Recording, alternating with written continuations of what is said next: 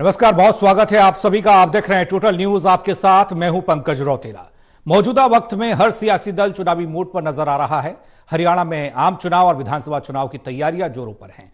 स्थिति तो बीजेपी बनाम कांग्रेस की दिखाई दे रही है, लेकिन कांग्रेस के अंदर की स्थिति कहीं कांग्रेस की राह में रोड़ा न बन जाए। ये इसलिए क्योंकि कई धड़ों में बटी कांग्रेस आम जन के बीच में यह बता पाने में अब तक विफल रही है कि वो एक होकर आगामी चुनाव में बीजेपी से मुकाबले के लिए तैयार है। कभी कहा जाता है कि सब एक है, क्योंकि प्रदेश प्रभारी दीपक बाबरिया आगामी चुनाव को लेकर बड़ी बैठक करने के लिए चंडीगढ़ पहुंचे, लेकिन कुमारी शैलजा दिल्ली में उत्तराखंड और दूसरे राज्य के प्रभारी होने के नाते बैठक में व्यस्त पाई गई। तो वहीं सुरजेवाला दक्षिण में चुनावी मंथन कर रहे हैं, किरण चौधरी का पता नहीं। लेकिन अहम बैठक से कांग्रेस के कद्दावर नेताओं की दूरी कई सवालों को जन्म दे गई। इसलिए यह पूछना जरूरी हो गया, क्या कांग्रेस गुट है एकजुट? चर्चा आज इसी पर।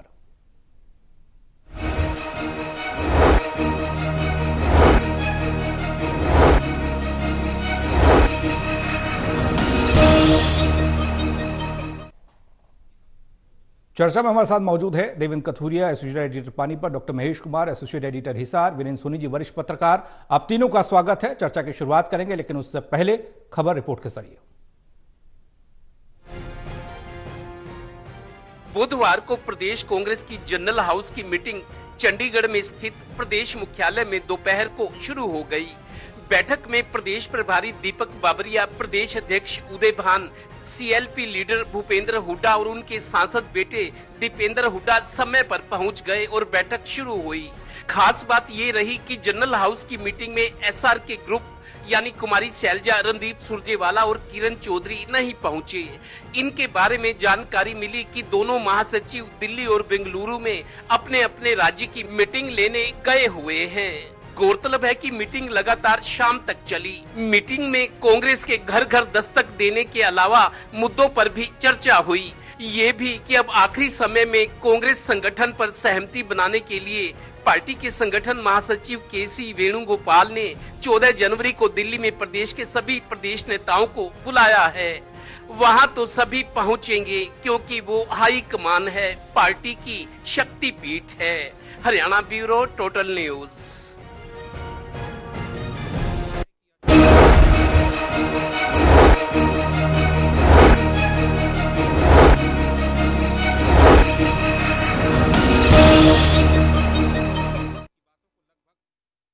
कांग्रेस के संगठन को लेकर सवाल। दूसरी तरफ महत्वपूर्ण बैठक से एसआर के ग्रुप की दूरी क्या कहती है, यह जानने की कोशिश चर्चा के जरिए आज हम करने जा रहे हैं। देवेंद्र, चर्चा की शुरुआत आपसे कर रहे हैं। कई मर्तबा यह सवाल पूछा गया और सवाल का जवाब जब आया तो उसमें दिखाई दिया और कभी दिखाया गया कि देखिए सब एक है। हालांकि हाईकमान के सख्त रुख के बाद एसआर के ग्रुप के कई नेताओं के जो बयान देखे गए उसमें नर्म रुख था, लेकिन दीपक बाबरिया की मुश्किलें भी यहां बढ़ती दिख रही हैं, क्योंकि बैठक में पहुंचे मंथन विधानसभा चुनाव और लोकसभा चुनाव के लिए, उसमें एसआर के ग्रुप की दूरी क्या कहती है?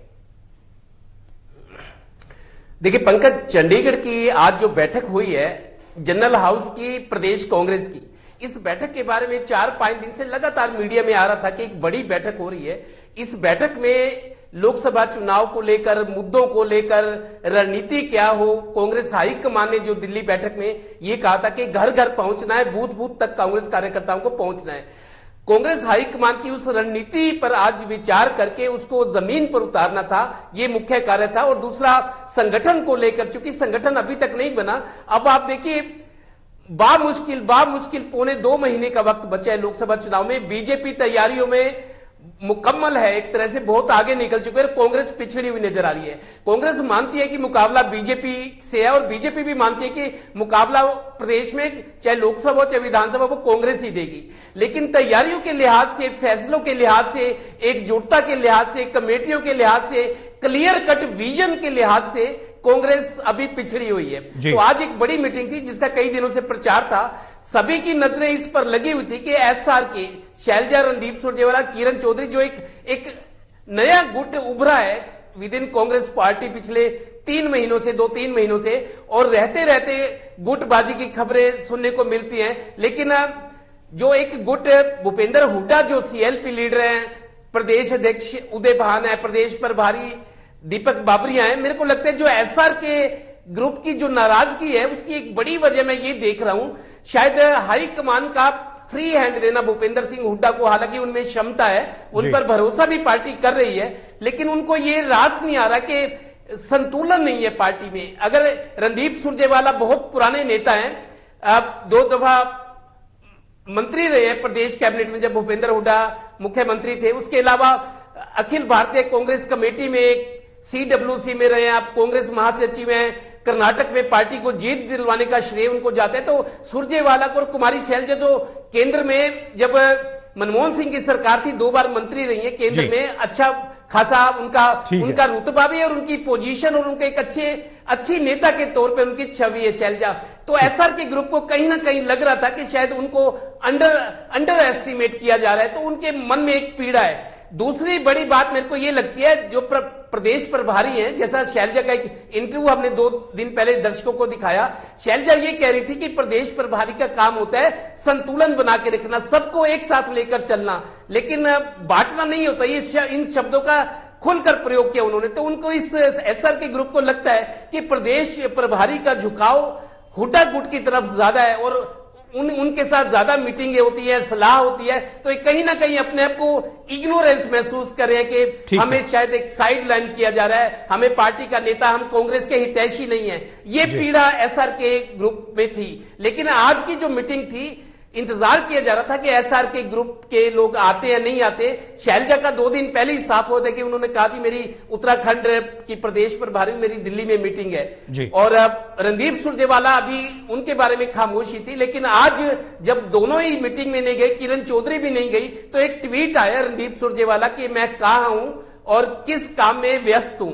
उन्होंने ट्वीट किया है, कोई मैसेज नहीं भेजा। लेकिन कुमारी शैलजा का एक मैसेज आया है कि मैं दिल्ली में अपने आवास पर हूं, आज मेरी उत्तराखंड संगठन की कोई बैठक थी, ये पूर्व निर्धारित कार्यक्रम था, लिहाजा मैं चंडीगढ़ नहीं पहुंच सकी। तो दोनों नेताओं ने सफाई देने की कोशिश की, लेकिन सुरजेवाला ने यह कहा कि मैं सवाल का जन्म तो हो गया ना, आप सफाई आए, जनता के बीच में जो संदेश जाना है, जो मैसेज जाना है, वो मैसेज चला गया। सकारात्मक बात होती तो जनता के मन में भी एक प्रभाव छोड़ती, अगर नहीं हो पाया तो सवाल तो होगा ही होगा और इस पर जवाब भी चाहिए होगा, क्योंकि चुनाव बेहद नजदीक है। कांग्रेस को खुद जवाब तलाशने की जरूरत मालूम पड़ रही है। महेश, मैं आपके पास आ रहा हूं। आपके घर में आग लगी है और आप मंथन कर रहे हैं उत्तराखंड की राजनीति को लेकर। आप दक्षिण में गए हुए हैं, आप कह रहे हैं कि यहां आग लगेगी तो पानी की व्यवस्था कहां से होगी, लेकिन हरियाणा को लेकर आप गंभीर नहीं है। ऐसे में कैसे आप चुनाव में उस पार्टी को टक्कर दे सकते हैं जिसका साजो सामान बहुत पुख्ता तौर पर तैयार है पहले से आपके खिलाफ?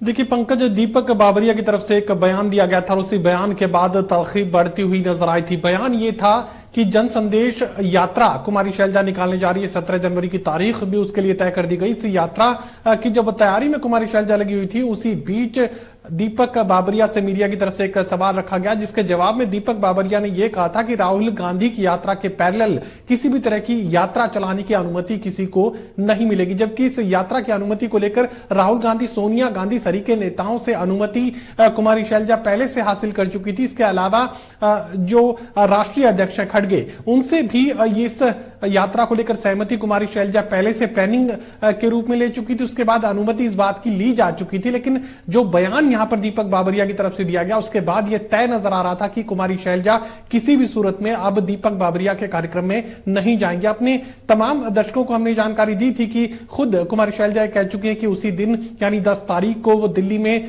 प्रभारी, चूंकि वो उत्तराखंड की है, तो ऐसे में उत्तराखंड के तमाम नेताओं से बैठक वो करेंगी। हालांकि यहां पर रणदीप सिंह सुरजेवाला का एक बयान का जिक्र मैं करना चाहूंगा, जिसमें वो ये कह रहे थे कि एकजुटता के साथ पूरी लड़ाई को लड़ने का काम वो करेंगे। और उसी वक्त मैंने कहा था कि अगर कुमारी शैलजा नहीं जा रही है तो किसी भी सूरत में रणदीप सुरजेवाला नहीं जाएंगे। और अगर किरण चौधरी, रणदीप सुरजेवाला अगर नहीं जा रहे हैं तो किरण चौधरी भी फिर हो सकता है कि ठंड का बहाना बनाकर अपनी तबियत के नासाज होने की बात कहकर वो भी बैठक से इनकार कर दें, किसी दूसरे बहाने के साथ वो दूर खड़ी नजर आए। अगर कुमारी शैलजा नहीं जा रही है तो बाकी दोनों नेता भी नहीं जाएंगे। इसका अनुमान, अंदाजा आसानी से लगा लगाया जा सकता था। और जैसा कि मैंने पहले कहा था कि घमासान था, घमासान है और घमासान रहेगा। घमासान किसी भी सूरत में घटने की जो संभावना है हाल फिलहाल नजर नहीं आ रही। राहुल गांधी की जब एंट्री होगी उसके बाद हो सकता है कि किसी एक मंच पर सबके साझे जो फोटोग्राफ है, एक तरफ राहुल गांधी, एक तरफ भूपेंद्र सिंह हुड्डा और उसके आसपास यहां पर कुमारी शैलजा और रणदीप सिंह सुरजेवाला, किरण चौधरी शायद देखने को मिल जाए। लेकिन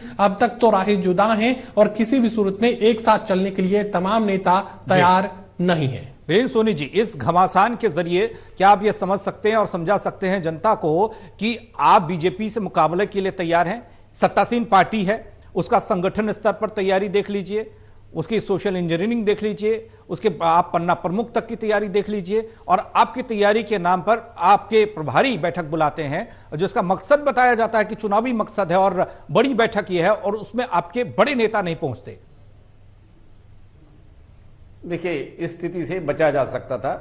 अब ये सब दीपक बावरिया पर निर्भर करता था। हालांकि देखिए, उन्होंने 10 जनवरी की बैठक जो तय कर दी थी, तो अगर बैठक तय करने से पहले कुमारी शैलजा और रणदीप सुरजेवाला, क्योंकि वो भी प्रभारी हैं अपने अपने राज्यों के, तो अगर उनसे पूछ लिया जाता कि 10 जनवरी की बैठक के लिए आप क्या उपलब्ध होंगे, तो स्थिति से बचा जा सकता, क्योंकि उनके कार्यक्रम पहले से निर्धारित थे। इस बैठक से पहले से ही उनके कार्यक्रम थे। रणदीप सुरजेवाला को कर्नाटक में प्रदेश कांग्रेस कार्यकारिणी की बैठक लेनी थी और कुमारी शैलजा को उत्तराखंड की बैठक लेनी थी, तो उनके कार्यक्रम पहले से तय थे। ये बैठक एक आध दिन बाद में भी हो सकती थी, तो इस स्थिति से बचा जा सकता था। लेकिन एक, क्योंकि वो भी प्रभारी है, इसमें उनका व्यक्तित्व का जो एक टकराव है वो भी नजर आता है। दीपक बावरिया प्रभारी है, रणदीप सुरजेवाला कर्नाटक के प्रभारी है और कुमारी शैलजा उत्तराखंड की। तो ये स्थिति जो बनी है, इसके लिए काफी मुझे लगता है संगठन में कहीं ना कहीं समन्वय की जरूरत है। और जहां तक तैयारी की बात है, देखिए कांग्रेस तो उस ढंग से तैयार कभी होती ही नहीं है, ना कभी तैयार है। और कांग्रेस आगे भी, अब देखिए अब क्या होगा। 14 जनवरी को ये सभी नेता एक साथ जो वेणुगोपाल जी के सामने इकट्ठे हो जाएंगे। 17 को फिर कुमारी शैलजा की जन संदेश यात्रा शुरू हो जाएगी, उसमें दिखाई देंगे। कांग्रेस तो ये खेल चलता रहेगा। विधानसभा लोकसभा चुनाव की तैयारी कर रही है और कांग्रेस की तो अभी तैयारी कर रही है। हाँ देखिए, भारतीय जनता पार्टी के केंद्रीय नेतृत्व ने यह तय कर दिया हरियाणा में लोकसभा और विधानसभा के चुनाव साथ नहीं होंगे। उसका बड़ा कारण बताया है। कारण यह है, अगर विधानसभा चुनाव हो जाते हैं तो जो विधानसभा के उम्मीदवार होंगे वो अपने अपने विधानसभा क्षेत्र तक सीमित हो जाएंगे, अपनी जीत के लिए काम करेंगे, वो उनका लोकसभा के चुनाव की तरफ ध्यान ही नहीं जाएगा। तो ऐसे में पार्टी के लिए स्थिति जरा विकट हो सकती है। और दूसरा ये है कि चुनाव अलग अलग होंगे, तो उसका ये होगा कि लोकसभा चुनाव के अंदर जो जो टिकटार्थी हैं वो अपने अपने विधानसभा क्षेत्र से जितनी बढ़त दिला पाएंगे वो फिर टिकट के उतने दावेदार माने जाएंगे। इसलिए पार्टी की सोच बड़ी व्यापक है। तो इसलिए जो टिकटार्थी अपने निर्वाचन क्षेत्र में जितनी ज्यादा बढ़त भारतीय जनता पार्टी को दिलाएगा उतनी ही उसकी टिकट की गारंटी मानी जाएगी। तो इसलिए लोकसभा और विधानसभा के चुनाव तो अलग अलग होंगे, ये तो तय हो चुका है। और कांग्रेस की तैयारी का देख लीजिए, कांग्रेस की कुमारी शैलजा की जन संदेश यात्रा निकलेगी, उसका अपना प्रभाव होगा। जब लोग पत्रकार भी उनसे पूछेंगे, लोग भी पूछेंगे कि कांग्रेस के मतभेदों पर ही जो सब मामले केंद्रित रहेंगे, तो उनको जवाब भी देना पड़ेगा। तो इसलिए अलग अलग रहने से ये कांग्रेस में बिखराव की स्थिति बनी रहेगी।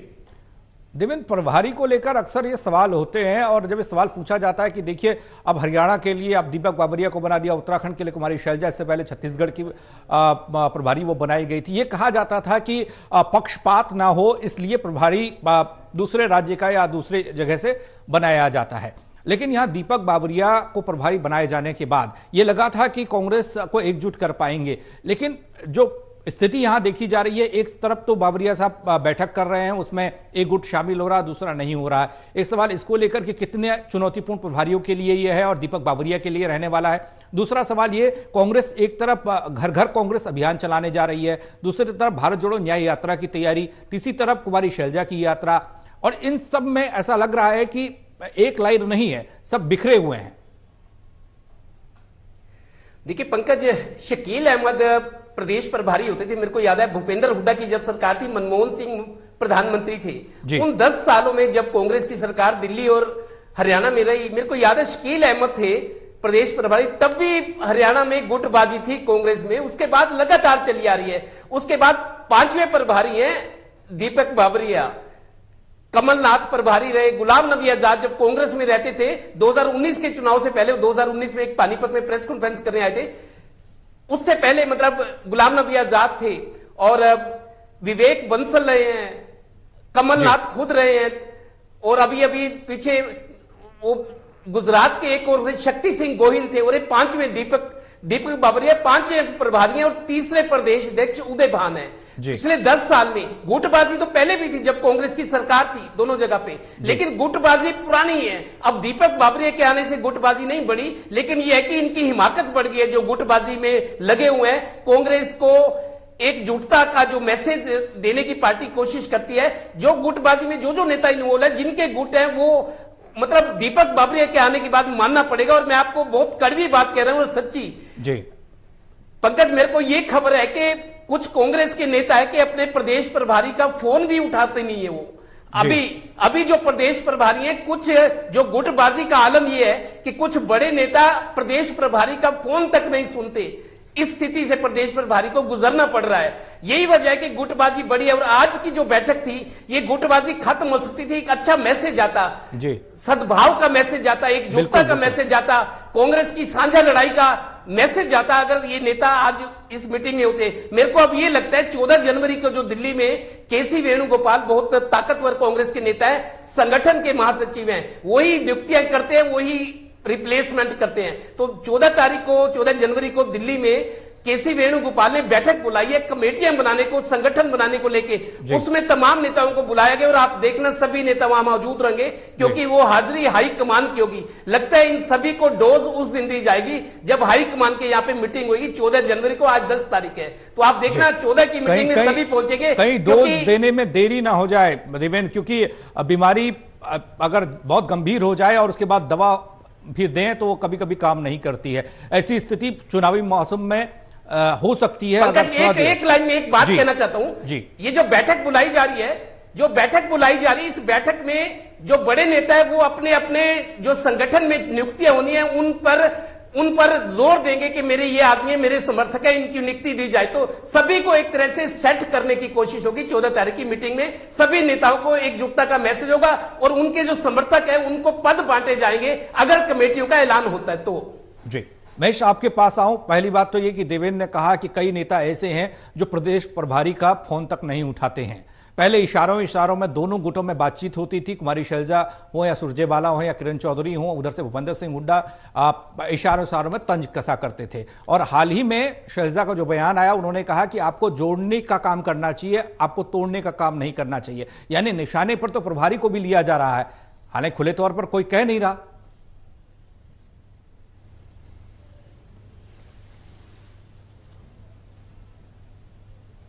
देखिए पंकज, साफ तौर से मेरे सहयोगी देवेंद्र थोड़ा हल्का अपनी बात को रखते हैं। मैं साफ तौर से बात कहना चाहूंगा कि दीपक बाबरिया अगर कुमारी शैलजा को फोन करते हैं तो कुमारी शैलजा फोन नहीं उठाती, और ऐसा एक बार नहीं अक्सर ऐसा होता है।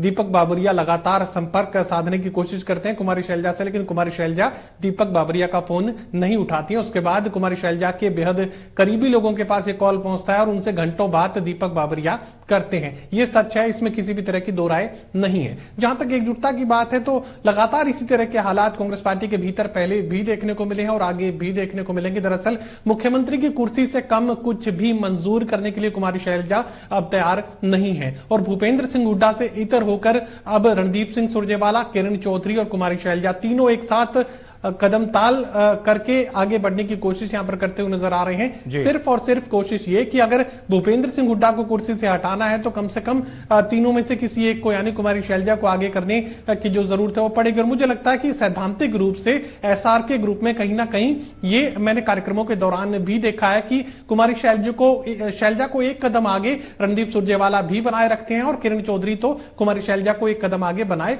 रखती ही है। तो यकीनन ये बात कही जा सकती है कि भूपेंद्र सिंह के सामने अब एसआर के ग्रुप की तरफ से कुमारी शैलजा को सामने रखा जाता है मुख्यमंत्री की कुर्सी को लेकर। अंदर घमासान पहले भी था, आगे भी रहेगा। जिस तरीके से दीपक बाबरिया ने जो बयान दिया, पैरेलल किसी भी तरह की यात्रा नहीं चलाई जा सकती, जो कि कुमारी शैलजा की यात्रा थी, उसके बाद ये तय हो चुका था कि कुमारी शैलजा किसी भी सूरत में ऐसी किसी भी मीटिंग में नहीं जाएंगी, क्योंकि ये उनके वजूद का, उनके अस्तित्व का सवाल था। प्रभारी वो भी हैं, उत्तराखंड की हैं, एआईसीसी की सदस्य भी हैं, गांधी परिवार की सबसे विश्वस्त मानी जाती हैं और सबसे बुरे वक्त में भी कुमारी शैलजा ने पार्टी के साथ, गांधी परिवार के साथ खड़े होने की हिमाकत दिखाई है। तो ऐसे में कोई दीपक बाबरिया या कोई भी अन्य इस तरह का अगर बयान दे तो कुमारी शैलजा झुक नहीं सकती, क्योंकि कुमारी शैलजा नहीं गई थी तो ऐसे में यह तय था कि ना तो रणदीप जाएंगे और ना ही किरण चौधरी। वीरेंद्र जी, लब्बो लुबाब आपके जरिए जानना चाहेंगे कि ये जंग है किस चीज की? क्या ये कुर्सी की जंग है? क्या ये तवज्जो की जंग है? और अगर ये जंग यूं ही चलती रही तो फिर क्या वो उम्मीद की जा सकती है जो कांग्रेस कर रही है कि 10 साल बाद वो सत्ता में आएगी और प्रदेश का विकास करेगी, जो सपने दिखाए जा रहे हैं तमाम जगहों पर हम देख पा रहे हैं? देखिए, कांग्रेस में तो ऐसा चलता ही रहेगा, इसका कोई अंत नहीं है। एक मुद्दा खत्म हो जाएगा तो दूसरा मुद्दा पैदा हो जाएगा।